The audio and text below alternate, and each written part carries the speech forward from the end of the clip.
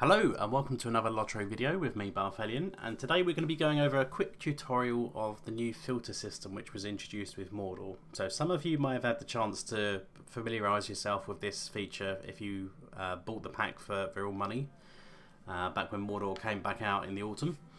But some of you might only have got hold of Mordor, or may still yet to get hold of Mordor, now that it's available in the store just for lottery points as well. But this is one of the handier features that's quite useful, quite powerful, but maybe people don't know it exists or how useful and versatile it is. So this system, you can access it via the menu or a shortcut key, and it's the Alt-R key, so down the bottom here.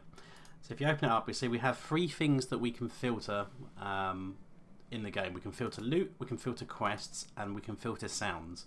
And it basically means anything we've put in this filter, we don't get disturbing us ever again. So for example, you know, quite often you'll log into the game, you might get one of these area bestowed quests that pops up for a festival, or you know, hobnanigans or something like that. Maybe you have no interest in doing festivals.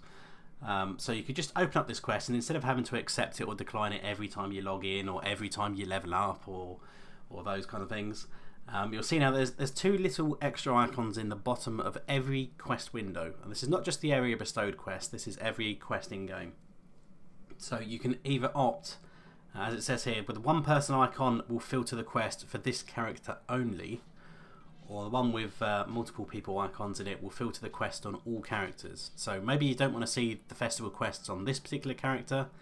Maybe you only use certain characters as storage characters, so you don't really care about quest. You can hide it for them only, or you can hide it for everyone on the account if you're never interested in doing festivals or whatever quest it is.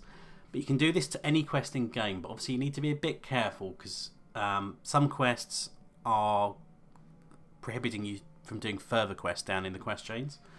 So if you block one quest, you might not be able to get to the quests behind it, so use a bit of caution with doing this. It's not permanent, you can undo this. So if I was to say I don't want to see the All Festival is Here quest, and I wanted to block this on all characters, I just click that button, it disappears, and it will never disturb me again.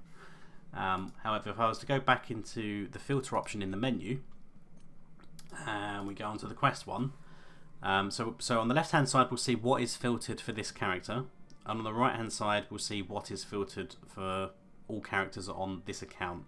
So if you've got multiple accounts, you have to do this for multiple accounts. So you can see it's there, and if I was to click the delete button, I'll just drag it out. There we go, I can drag it out the window, which will enable me to get that quest again. So in this case, because it's area bestowed one, whenever I log in or level up, I'll have to log back out and log back in to get it to pop up. But you can do this for any quest that disturb you. The second thing we can do is loot. So quite often there'll be bits and pieces that you're not interested in. Maybe you're not interested in the task item loot, so just like the regular trash loot. It's still quite handy for selling for gold, even if you don't do daily tasks. However, there's some bits and pieces that are trash loot, but they don't actually have a use. So I'm thinking of like mithril dust from Moria.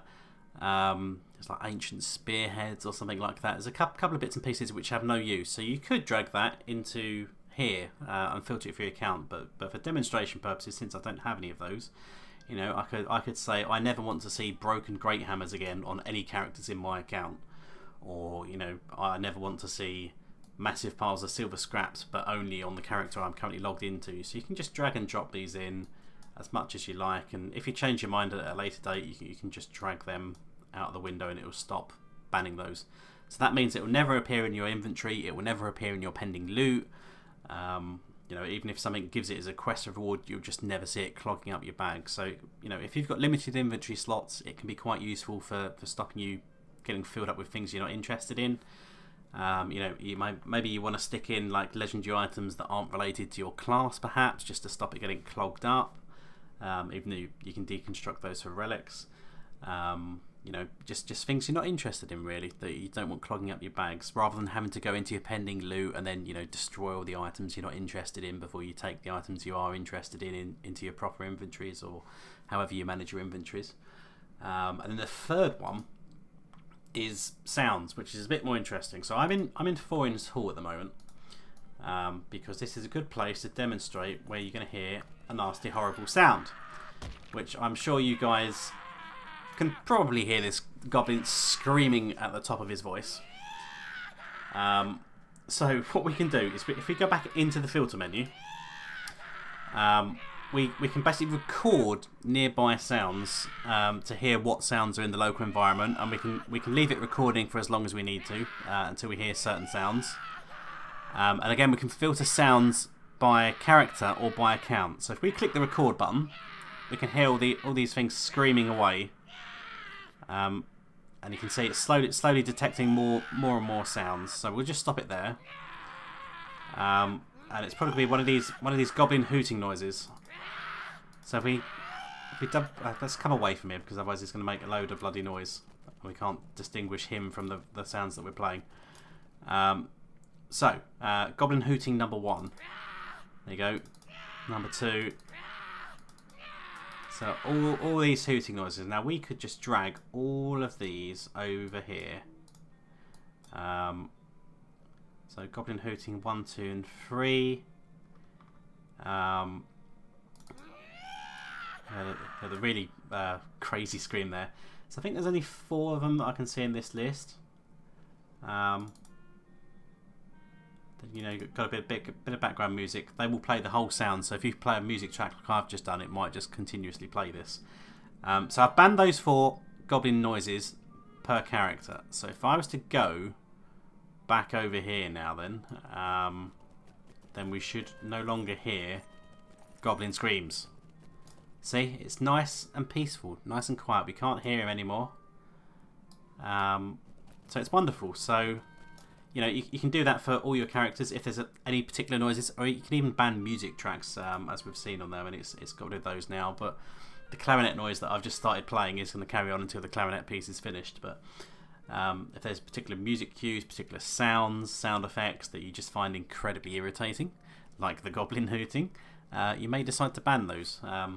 But yeah, everything is always banned either per character or per account, so you can customize this as much as you like. Whether it's the loot, the quests, or the sounds, and you can just drag these out into open space to remove them from your filters if you need to re-enable them at a future date. So I hope you guys have found that interesting, and leave a like if you did, and I will see you in the future for more LOTRO videos. So until then, see you guys later.